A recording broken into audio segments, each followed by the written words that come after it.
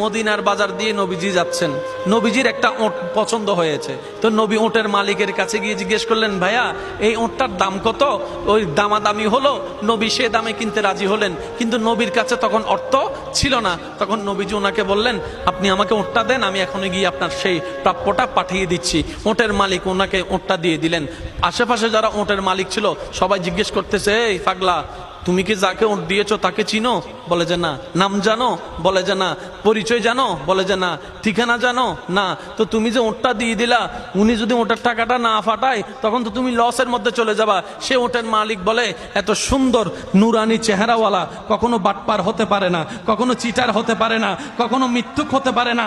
ওনার চেহারা দেখেই তো আমি ওট বিক্রি করার আগে মনটাই বিক্রি করে দিয়েছি, মনটাই বিক্রি করে দিয়েছি, মনটাই বিক্রি করে দিয়েছি। তোমরা যাই বলো, আমার মন বলে উনি আসবেই আসবে, টাকাটা পাঠাবেই পাঠাবে।